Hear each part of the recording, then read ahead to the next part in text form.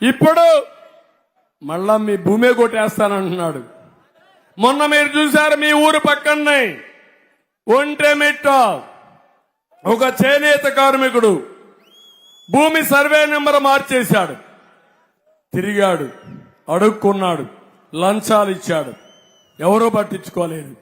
ఇంకా జీవితం మీద ఆశ వదులుకొని అతను నేరుగా వెళ్లి రైల్వే ట్రాక్ కింద తలబెట్టి ఆయన ఆత్మహత్య చేసుకున్నాడు. ఆ మాట విని తల్లి కూతురు అంటే భార్య కూతురు ఇద్దరు విషం దాగి చనిపోయారు. ఒక అమ్మాయి హైదరాబాద్ లో ఉంది, అనాథ అయిపోయింది. నేను ఫోన్ చేసి సంఘీభావాన్ని తెలియజేశా, ఆ అమ్మాయిని కన్సోల్ చేశా.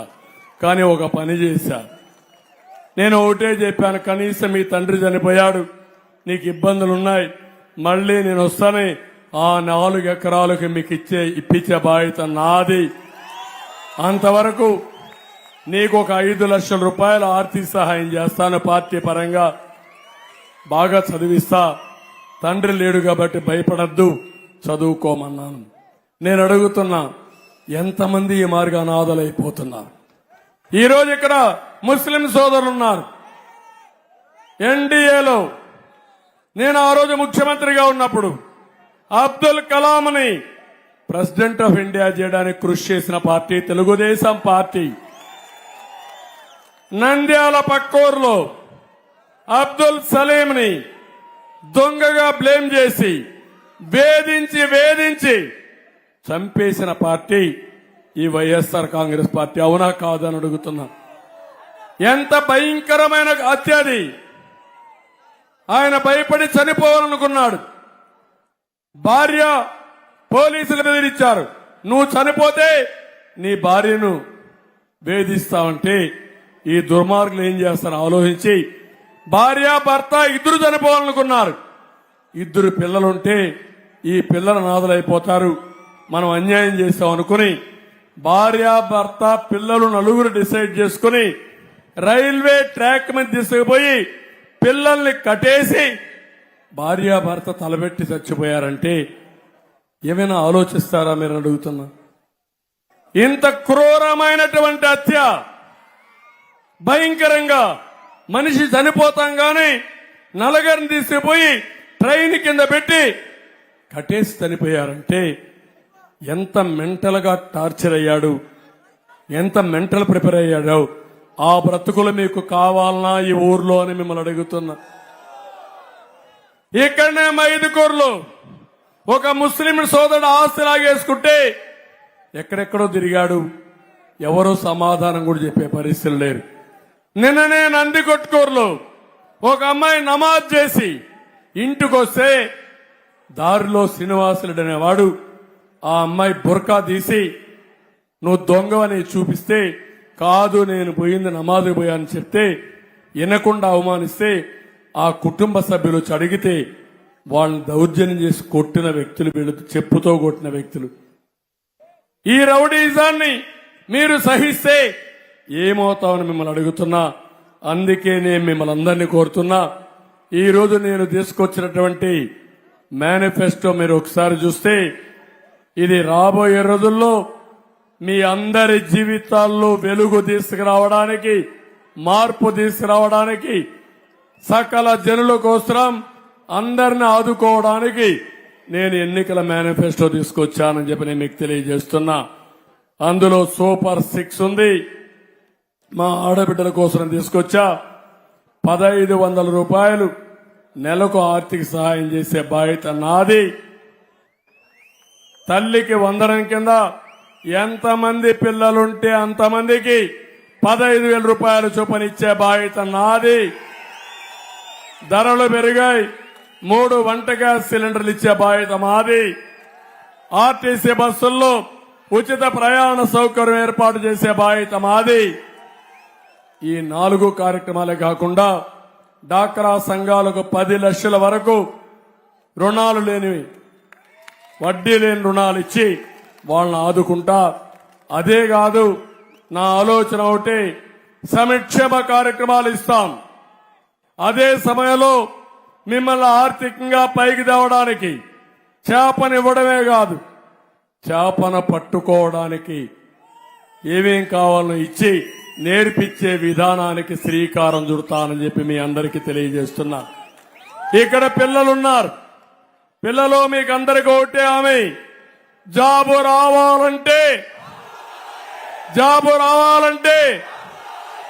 అది నా బ్రాండ్. గంజాయి ఉండాలంటే జగన్ ఉండాలా, అంతే కదా. గంజాయి పోవాలంటే జగన్ పోవాలి. అందుకే ప్రతి ఒక్క వ్యక్తికి కొన్ని ఉంటాయి. ఆ విషయం మీరు గుర్తుపెట్టుకోవాల్సిన అవసరం ఉంది. అందుకే ఇందులో మీరు చూస్తే 20 లక్షల ఉద్యోగాలు ఇప్పించే బాధ్యత నాది. సంవత్సరానికి 4 లక్షలు. మొదటి సంతకం మెగా డిఎస్సి పైనే 3,000 రూపాయల నిరుద్యోగ భృతి ఇచ్చే బాధ్యత నాది. బీసీ డిక్లరేషన్ ఇచ్చాను. 1,50,000 కోట్ల రూపాయలు ఖర్చు పెడతాను. 5,000 కోట్ల రూపాయల ఆదరణకి ఇస్తాను. 10,000 రూపాయలు ఉపాధి కల్పనకు కేటాయిస్తాం. అందులో అన్ని కులాలకు న్యాయం చేసే బాధ్యత నాదని మీకు తెలియజేస్తున్నా. ఇది కాకుండా మీ అందరికీ ఒకటే హామీ ఇస్తున్నాను. పెన్షన్స్ పెట్టింది తెలుగుదేశం పార్టీ. ఎన్టీ రామారావు గారు ఆ రోజుట్లోనే పెన్షన్ విధానాన్ని తీసుకొచ్చాడు. నేను వచ్చినాక 2,200 రూపాయల పింఛన్ని 2,000 రూపాయలు చేసిన పార్టీ తెలుగుదేశం పార్టీ. ఇప్పుడు ఒకటే చెప్పాను, 3,000 నుంచి ఏప్రిల్ నుంచి 4,000 రూపాయలు ఇచ్చే బాధ్యత నాదని మీ అందరికీ హామీ ఇస్తున్నా. నెలవేరుగా 4,000 ఇస్తాం. ఇంటి దగ్గరనే ఇస్తాం. ఎలాంటి కండిషన్ లేకుండా బీసీలకు, మైనారిటీకి, అదే మరి ఎస్సీలకు, ఎస్టీలకు 50 సంవత్సరాలకే పింఛన్ ఇచ్చే విధానాన్ని కూడా తీసుకొస్తాం. ఇంకో పక్క ఈరోజు ప్రతి ఒక్క ఇంటికి మీ ఆరోగ్యం కోసం 25 లక్షల రూపాయలు ఆరోగ్య బీమా ఏర్పాటు చేసి నచ్చిన హాస్పిటల్కి పోయి ట్రీట్మెంట్ ఇప్పించుకునే విధంగా ప్రభుత్వం గాని గవర్నమెంట్ గాని ఎక్కడికైనా వెళ్ళొచ్చు మీరు, నేను ఏర్పాటు చేస్తానని చెప్పి మీ అందరికీ హామీ ఇస్తున్నా. ఎవరైనా చనిపోతే, యాక్సిడెంట్ లో చనిపోతే 10 లక్షల బీమా, నేచురల్ గా చనిపోతే 5 లక్షల రూపాయలు ఇచ్చే బాధ్యత మాదని మీ అందరికీ హామీ ఇస్తున్నా. నేను ఇవే కాదు, మీ అందరికీ ఒకటే కోరుతున్నా, నరకం చూపించే రోడ్లను బాగు చేసుకుందాం. ఈ కడపలో కావచ్చు, గ్రామీణ ప్రాంతాల్లో కావచ్చు, ఇది నా భరోసా. వచ్చిన వెంటనే మీ రోడ్లన్నీ కూడా బాగు చేస్తానని మీ అందరికీ హామీ ఇస్తున్నా. విద్యుత్ ఛార్జీలు నియంత్రణ చేస్తాం. పెట్రోల్ డీజిల్ ధరలు నియంత్రణ చేస్తాం. చెత్త పన్ను తీసేస్తాం. ఇంటి ఏవైతే పంటలు విపరీతంగా వేశారో అవన్నీ కూడా ఇచ్చేస్తాం. విషపూరిత మద్యం బ్రాండ్ని, జే బ్రాండ్ని నియంత్రణ చేయడమే కాదు, ఎవడైతే దోచేశాడో కక్కించే బాధ్యత, వాళ్ళని శిక్షించే బాధ్యత మాదని మీ అందరికీ హామీ ఇస్తున్నాను. అన్నా క్యాంటీన్లు పెడతాం. ఉచిత ఇసుక విధానం తీసుకొస్తాం. ఇలాంటివన్నీ తీసుకొచ్చి మిమ్మల్ని అన్ని విధాల బాగు చేసే బాధ్యత తీసుకుంటాం. ఇంకొక పక్క రిటైర్డ్ ఆర్టీసీ ఎంప్లాయీస్ కూడా జీవన భృతి కల్పించాలి. అది కూడా నేను వర్కౌట్ చేస్తాను. మెప్మాలో ఉండే రిసోర్స్ పర్సన్స్ వారి అకౌంట్లోనే శాలరీ జమ చేస్తాం. అదే మరిగా వడ్డీని ఎస్టీలో చేర్చాలన్నారు. తప్పకుండా అదే కాకుండా కొన్ని డిమాండ్స్ ఉన్నాయి, అవి నెరవేరుస్తామని చెప్పి తెలియజేసుకుంటూ, ఈరోజు గ్రేటర్ రాయలసీమలోనే కాకుండా ఒక్కటి ఆలోచించండి మీరు, సామాజిక న్యాయమని మాట్లాడుతున్నాడు ఈ సైకో. ఈ రాయలసీమలో ఒక్క బలిజాకి ఇచ్చాడా తమ్ముళ్ళు అని అడుగుతున్నా. ఈ రాయలసీమలో బలిజోళ్ళు లేరా అని నేను అడుగుతున్నా మిమ్మల్ని. ఇది సామాజిక న్యాయమా అని మిమ్మల్ని అడుగుతున్నా. నేను ఇక్కడ ముస్లిం సోదరుడికి ఇచ్చాను నంద్యాలలో. ఇక్కడ భూపేష్ రెడ్డి అదే మారిగా మాధవలతకి ఇద్దరికి ఇచ్చాం. అదే సమయంలో పక్కన రాజంపేట నేను ఇచ్చింది బాలసుబ్రహ్మణ్యానికి ఇచ్చా, బలిజాకి ఇచ్చా.